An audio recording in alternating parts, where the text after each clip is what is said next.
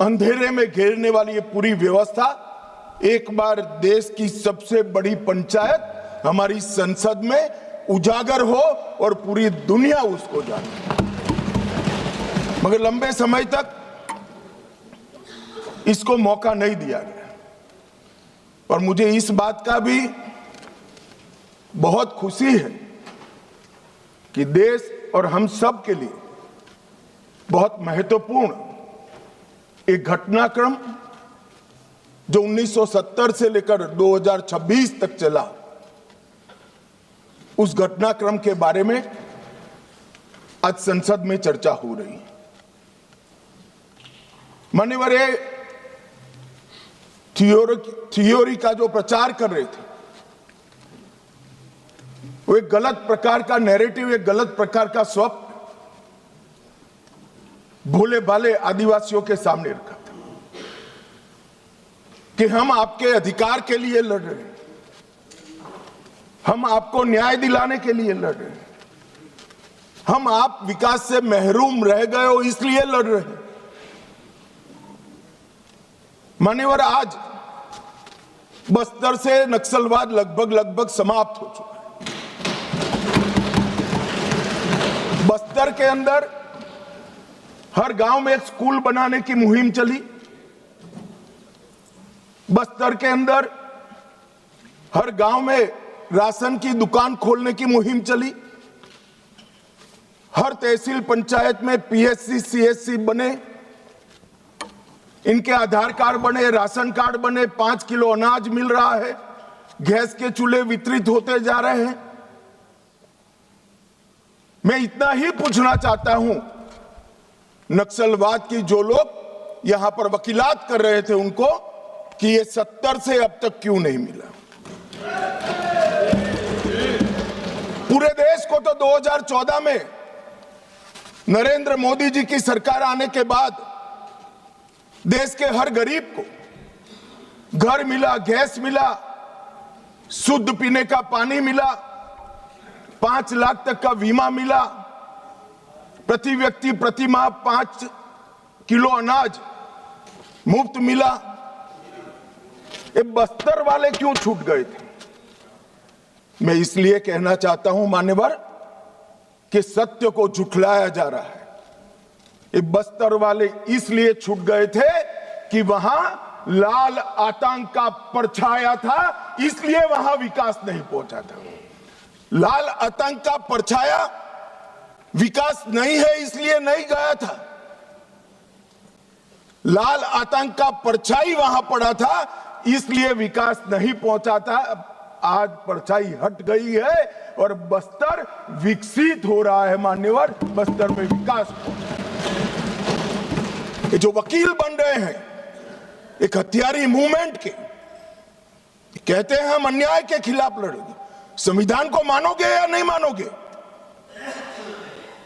किसी को भी अन्याय होता है, इसका उपाय हमारे संविधान के अंदर निहित है। अदालतें बनी है, विधानसभाएं बनी है, जिला पंचायतें बनी है, तहसील पंचायतें बनी है। ये पूरी व्यवस्था को नकार कर हाथ में हथियार उठा लोगे, ऐसा कैसे चलेगा?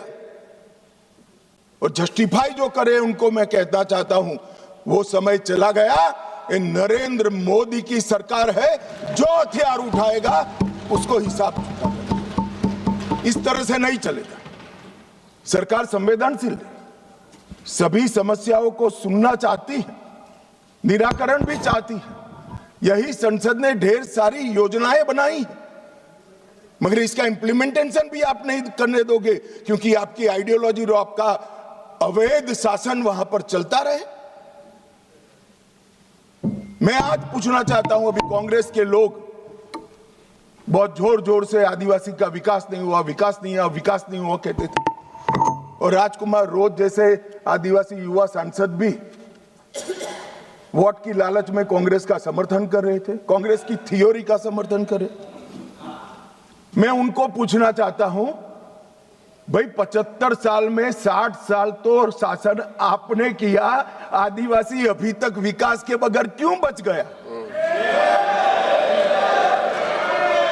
विकास तो अब आकर नरेंद्र मोदी जी कर रहे हैं। 60 साल तक उसको घर नहीं दिया, उसको पानी नहीं दिया, इसके लिए स्कूल नहीं बनी, मोबाइल टावर नहीं पहुंचने दिए, बैंक की फैसिलिटी नहीं पहुंचने दी, और अब आप हिसाब मांग रहे हो। अरे भाई, जग थोड़ा तो अपने गिरेबान में झांक कर देखो कि दोषी कौन है। मान्यवर, मैं पूरा बताऊंगा। मान्यवर, 12 राज्य छत्तीसगढ़, तेलंगाना, आंध्र प्रदेश, ओडिशा, महाराष्ट्र, मध्य प्रदेश, झारखंड, बिहार, बंगाल, केरल, कर्नाटक का कुछ हिस्सा और उत्तर प्रदेश के 3 जिले, ये पूरा रेड कॉरिडोर बनाकर रखा और वहां कानून का शासन समाप्त कर दिया। 12 करोड़ लोग गरीबी के अंदर सालों तक जीते रहे, किसी ने चिंता नहीं की। हजारों युवाओं की मृत्यु हुई। एक एनजीओ की अगर मान ले तो इधर और साइड से 20,000 युवा मारे गए। कई पूरा जीवन दिव्यांग बन गए, अपाहिज बन गए, नर्क का जीवन जी रहे हैं और उनके तक विकास भी नहीं पहुंचा। मान्यवर, कौन जिम्मेदार है इसके लिए? क्या इस देश की सबसे बड़ी लोकतंत्र की पंचायत ने क्षीर नीर कर इस पर चिंतन नहीं करना चाहिए, या अपने गढ़े गढ़ाई थियोरी लेकर घूमते रहना चाहिए? मैं बाद में बताता हूं कि नक्सलवाद का मूल कारण विकास की डिमांड नहीं है, एक आइडियोलॉजी है। जिस आइडियोलॉजी को अपने राष्ट्रपति पद का चुनाव जीतने के लिए 1970 से इंदिरा जी ने स्वीकार कर लिया, ये वामपंथी विचारधारा के कारण नक्सलवाद फैला है। मान्यवर, प्रधानमंत्री मनमोहन सिंह जी ने पूरे देश के सामने स्वीकारा था कि कश्मीर और नॉर्थ ईस्ट की तुलना में भी देश की आंतरिक सुरक्षा की सबसे बड़ी समस्या हथियारी माओवादी, मगर कुछ नहीं हुआ।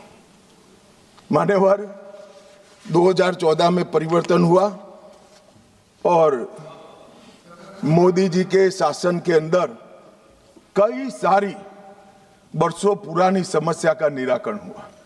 धारा 370 हट गई, 35A हट गई, राम जन्मभूमि पर भव्य मंदिर बन चुका है, जीएसटी इस देश में आज वास्तविकता बनकर रहा है, सीएए का कानून आ गया है, विधायी मंडलों में मातृशक्ति को 33% आरक्षण दिया गया है। कई सारे बड़े काम जो आजादी के वक्त से इस देश की जनता चाहती थी कि कभी ना कभी हो, वो सारे काम नरेंद्र मोदी जी के 12 साल में हुए और अब ये नक्सलवाद से मुक्त भारत की रचना भी नरेंद्र मोदी जी के शासन के अंदर ही हो रही है। ये 12 साल एक प्रकार के देश के लिए बहुत शुभंकर साबित हुए। देश को गरीबी से मुक्ति दिलाने के लिए, देश के युवाओं के लिए नई शिक्षा पद्धति लाने के लिए, देश की आंतरिक और बाह्य सुरक्षा को सुनिश्चित करने के लिए, इस देश के मूलों से न जुड़ी हुई पॉलिसियों को दरकिनार करने के लिए ये 12 साल में बहुत कुछ हुआ है। मगर मैं मानता हूं, अगर कोई पॉलिटिकल साइंस का विद्यार्थी इसका रेटिंग करना चाहेगा कि ये सारी चीजों से सबसे बड़ा फायदा किस फैसले और किस सिद्धि से हुआ है, तो निसंकोच वो पॉलिटिकल साइंस का विद्यार्थी नक्सल मुक्त भारत को नंबर 1 पर रखने से जरा भी नहीं। मान्यवर, ये जो बड़ी घटना देश में आकार लेने जा रही है, उसका पूरा श्रेय, उसका पूरा यश हमारे सीएपीएफ के जवान, विशेषकर कोबरा और सीआरपीएफ के जवान, राज्य सरकारों की पुलिस, विशेषकर छत्तीसगढ़ राज्य पुलिस और डीआरजी के हमारे जवान और वहां के स्थानीय आदिवासी बासिंदों को जाता है। अगर उनका सहयोग ना होता तो दुनिया में कई रिकॉर्ड है, बड़े बड़े तानाशाह जब जनता साथ नहीं देती है तो डूम हिलाकर भागे हैं। मगर यहां पर आज वामपंथी उग्रवाद समाप्त होने जा रहा है, इसमें जनता का भी बड़ा साथ है माननीय। और आज मैं फिर से एक बार इस चर्चा की शुरुआत में जो हजारों युवा मारे गए, जो सिक्योरिटी फोर्सेस के जवान शहीद हो गए, जिन्होंने अपना सर्वस्व इस देश की आंतरिक सुरक्षा के लिए बलिदान कर दिया, वो सभी को मन पूर्वक पूरे सदन की ओर से विनम्र श्रद्धांजलि देकर उसको एक्नॉलेज करना चाहता हूं। मान्यवर, जो विचारधारा है इसका विकास से कोई लेन देन नहीं, विकास के मांग से भी कोई लेन देन नहीं। ये विचारधारा कौन सी है? क्या है माओवादी विचारधारा? इसका ध्रुव वाक्य क्या है? जब हम आजाद हुए हमने कहा सत्यमेव जयते, सत्य का हमेशा विजय हो, विजय होता है। इनका ध्रुव वाक्य क्या है? कि सत्ता बंदूक की नली से निकलती है, ये इनका ध्रुव वाक्य है। और वहां सत्ता शब्द का बहुत महत्वपूर्ण स्थान है। ये विकास के लिए नहीं है, अपने आइडियोलॉजी के अस्तित्व के लिए है, अपने आइडियोलॉजी के विचार विजय के लिए है। और आइडियोलॉजी को भोले भाले आदिवासियों में स्प्रेड कर कर सत्ता हासिल करने के लिए। यहां कोई विकास की बात नहीं है, इनका लोकतंत्र पर कोई विश्वास नहीं है। यहां ढेर सारे लोग, मैं नाम देना नहीं चाहता, मैं सुन रहा था 3 घंटे से कह रहे हैं कि अन्याय है तो अन्याय के खिलाफ लड़ रहे हैं। भाई, लड़ने का तरीका क्या है? हम अंग्रेजों के शासन में नहीं रह रहे हैं। कुछ लोगों ने भगत सिंह जी और बिरसा मुंडा से कंपैरिजन कर दिया। क्या हिमाकत कर रहे हैं? शहीद भगत सिंह और बिरसा मुंडा, भगवान बिरसा मुंडा जो अंग्रेजों के सामने लड़े, वो संविधान तोड़कर हाथ में हथियार लेकर निर्दोषों की हत्या करने वालों लोगों के साथ आप इसका कंपैरिजन कर रहे हैं? मान्यवर, राजनीतिक स्वार्थ से ऐसे विषयों में ऊपर उठ जाना चाहिए। यही विचारधारा कहती है दीर्घकालीन युद्ध ही हमारी विचारधारा को फैला सकता है। उनको अपनों का भी खून बहाने से कोई परहेज नहीं।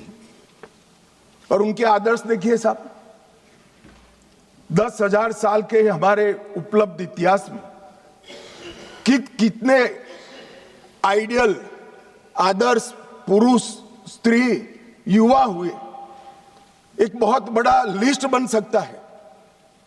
इन्होंने तिलका मांझी को अपना आइडियल नहीं समझा, भगवान बिरसा मुंडा, भगत सिंह जी या सुभाष बाबू को अपना आइडियल नहीं समझा। इन्होंने आदर्श किसको कहा? माओ को कहा, चीन का। ये आदर्श तय करने में भी फॉरेन से इंपोर्ट करते हैं। मान्यवर, बस्तर का सिलेक्शन क्यों हुआ? एक कार्यक्रम था भारत मंडपम में, बस्तर क्षेत्र से जो अच्छी शिक्षा दीक्षा प्राप्त करे थे, ऐसे युवाओं के साथ मेरा इंटरेक्शन था। तो मेरे नाश्ते के टेबल पर एक बच्ची बैठी थी। उसने कहा कि साहब, आप बता सकते हैं कि माओवादियों ने, नक्सलाइटों ने हमारे बस्तर को ही क्यों चुना? मान्यवर, इस विषय को मैं जरा डिटेल बताना चाहता हूं। हम सब जानते हैं कि सन 47 में जब हम आजाद हुए, संसाधन बहुत कम थे। एक लंबी गुलामी के कालखंड को समाप्त कर